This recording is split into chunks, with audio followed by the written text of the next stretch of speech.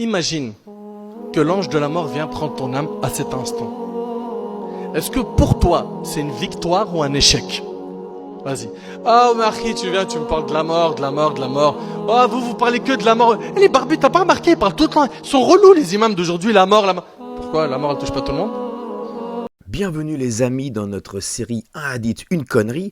Nous allons voir aujourd'hui ce qui effraie cet imam au plus haut point et d'autres bien meilleurs acteurs. Je vais vous laisser apprécier le suivant là qui a dû passer par l'acteur studio. Vous allez voir, du grand art. Vous voulez mourir comment? Vous voulez rencontrer comment Allah? Quel type d'ange voulez-vous qui vienne vous chercher? Quel type d'ange? Qu'est-ce que vous allez dire à Allah Azza wa Jalla lorsque votre âme va sortir de votre corps? Moi, ça me fait peur. Ouais, mais Mehdi, machallah, t'es un imam. Tu nous parles tout le temps de religion, tu nous parles tout le temps de dîn. T'inquiète, t'es bien, toi. Mais non, je suis pas bien, je sais pas comment je vais mourir. Je sais pas comment on va sortir. Qu'est-ce que je vais dire au moment où mon âme va sortir? Qui je vais rencontrer? Y'a quoi de l'autre côté? Hop, faisons une petite pause pour admirer cette magnifique technique de poser-déposer de mouchoirs. Ces mecs sont des professionnels, vous savez, et savent s'entourer du meilleur des staffs. Regardez ça, c'est beau. J'ai envie de pleurer moi aussi. Est-ce que je vais bien être accueilli? Est-ce que je vais mal être accueilli? Est-ce que mes actions elles sont sincères vis-à-vis d'Allah? Et nous on est là, on est complètement fous. Eh, c'est one shot la vie, one shot. C'est un coup d'essai, c'est pas deux. T'as raté ton penalty, t'en auras d'autres. T'as raté ton coup franc, t'as 90 minutes. Mais lorsque tu meurs, tu reviens plus. C'est fini. Bien, dans cette vidéo, nous remarquerons qu'il y a deux messages. Alors bon, le premier, c'est que la vie, les mecs, c'est one shot. Eh, c'est one shot la vie, one shot. Bon, ça va, hein, on a compris. One shot. Oh putain, mais qu'est-ce qu'ils sont relous ces mecs, avec toujours la mort. Pourquoi la mort, elle touche pas tout le monde? Eh, c'est one shot la vie, one shot. Mais c'est que vous êtes vraiment casse-couilles là, tous les deux là, avec votre religion. Alors revenons au sujet, d'accord? Le deuxième message, c'est que ces mecs-là ont la trouille, ou en tout cas essayent de nous faire croire qu'ils ont sacrément la trouille. Ce qui nous amène au titre de notre épisode, l'épisode 2, le châtiment de la tombe. Alors c'est pas un seul hadith, c'est toute une série, n'est-ce pas, qui traite du même thème, un thème qui effraie les musulmans au plus haut point. Alors pour bien vous expliquer la chose et les différentes variantes, je vais laisser encore une fois s'exprimer des gens plus compétents que moi, plus qualifiés, qui ont étudié dans les hautes universités alaïstes, d'accord? Alors je vous laisse entre leurs mains, bon visionnage. Celui qui est sorti de l'islam, ou qui a une autre religion que l'islam, ou qui était parmi les insouciants, parmi les pervers, parmi les égarés, le prophète alayhi salatu wassalam a dit, Allah subhanahu wa ta'ala enverra Malak al-Maut.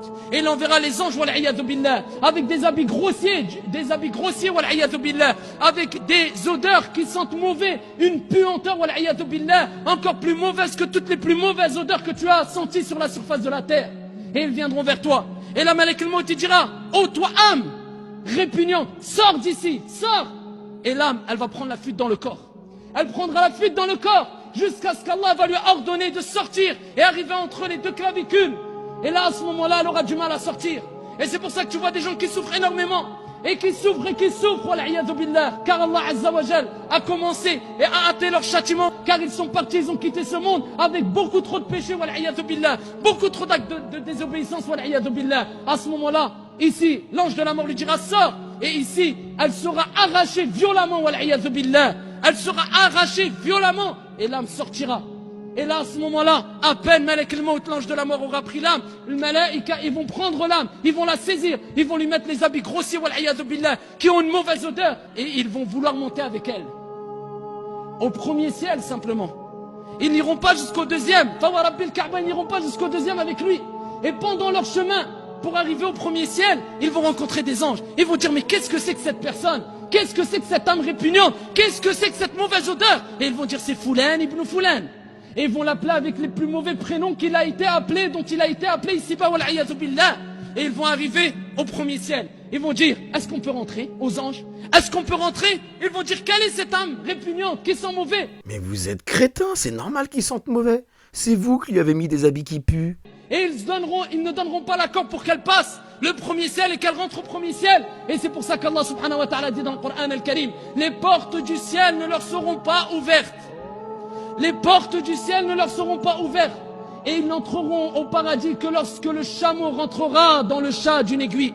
Le fil, ou plutôt l'aiguille, que lorsque le chameau, ce qui est impossible. Encore une preuve qu'il s'adresse à des crétins, le mec. Hein. Il est obligé de leur préciser que c'est pas possible de faire rentrer un chameau par le chat d'une aiguille. Hein. Oh là là. Ici rentrera dans le trou d'une aiguille, wal'iyadhu billah, et ensuite elle sera lancée violemment jusqu'à la tombe, et elle sera pénétrée dans son corps, et à ce moment-là on assoira la personne, elle sera assise, et à ce moment-là on lui posera les 3 questions. Quelle est ta religion? Quel est ton Seigneur? Que dis-tu de cet homme qui a été envoyé? Et il dira, la adri, kama qala alayhi salatu wassalam.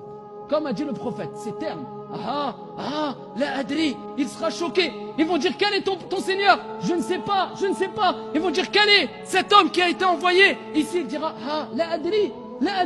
Bien qu'il ait entendu parler de Mohammed alayhi salatu wassalam, bien qu'il ait entendu parler d'Allah, bien qu'il ait entendu parler de l'islam, et ensuite à ce moment-là, Allah Azza wa Jal va ordonner que sa tombe devienne très très très étroite, jusqu'à ce que ses côtes, wal'iyadhu billah, s'embrassent l'une avec les autres. Et il sera ici broyé par sa tombe, wal'iyadhu billah, tellement que sa tombe sera restreinte. Et à ce moment-là, il dira à Allah Azza wa Jal, ouvrez-lui une fenêtre. Ouvrez-lui une porte qui donne sur l'enfer. Et là, il sentira le feu, la chaleur de l'enfer, wal'iyadhu billah. Et là, un homme viendra et il dira, ici je t'annonce la mauvaise nouvelle. Il dira, qui es-tu? Tu me fais peur, tu me traumatises, qui es-tu?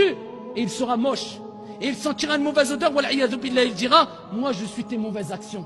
Je suis ta désobéissance envers Allah. Je suis ton insouciance. Tu te rappelles quand on te disait de mettre le hijab, tu diras, après j'ai pas le temps. Tu te rappelles quand on te disait fais la prière, j'ai pas le temps. Eh ben moi je suis tes mauvaises actions. Ah ben forcément, les mauvaises actions, c'est pas porter le hijab, pas faire les prières, c'est pas du tout voler, violer, tuer, tout ça, hein, bien sûr. Tuer les mécréants. Et là tu seras traumatisé, et là tu seras choqué. Wal'iyadhu billah. Et là ils te diront, reçois la mauvaise nouvelle. Reçois un châtiment de ton Seigneur, tabaraka wa ta'ala. Et il dira, Ya Rab, mon Seigneur, ne fais pas venir l'heure. Ya Rab, ne fais pas venir l'heure. Pourquoi? Parce qu'il sait très bien que s'il commence à être châtié dans la tombe, ce qui va venir après, comme le prophète alayhi salatu wassalam a dit, comme je l'ai cité précédemment, ne pourra être que plus dur encore. Bah, il a pas parlé des serpents. Ah, pourtant, il y a des serpents dans la tombe. Ah, si, plein, qui mordent et tout, hein. Voilà, je vous jure, il y a des serpents dans la tombe.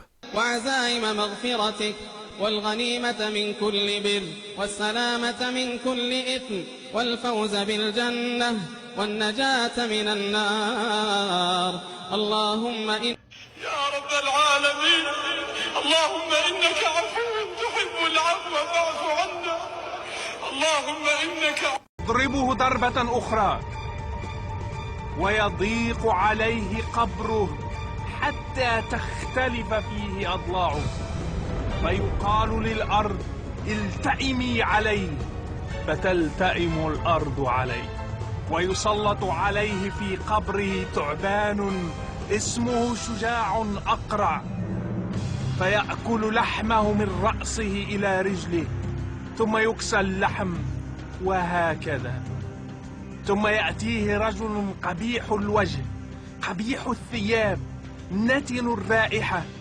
فيقول أنا عملك الخبيث ثم يرى مقعده من النار. Bien évidemment, nous pourrions passer encore des tas et des tas d'extraits TikTok, YouTube, sur le châtiment de la tombe, mais que je peux vous laisser le soin de découvrir par vous-même. C'est magnifique. Ce que l'on retient, c'est bien sûr la flippe totale de ce simple châtiment qui précède l'enfer, n'est-ce pas? Vous voulez mourir comment? Vous voulez rencontrer comment Allah? Quel type d'ange voulez-vous qui vienne vous chercher? Et là, il est temps, je pense, de vraiment se repentir et de préparer la vie après la mort, parce que finalement, la vie, c'est qu'un test, hein, n'est-ce pas? Eh, c'est one shot la vie, one shot! Donc je vous laisse avec un petit rappel pour finir cette vidéo, qui est déjà assez longue comme ça. Allez, bon courage. Allah, donne-moi la force de t'adorer jusqu'à ma mort. Chaque instant pour nous est compté dans les ténèbres du jour dernier, dans les ténèbres du jour dernier, dans les ténèbres du jour dernier, dans les ténèbres du jour dernier.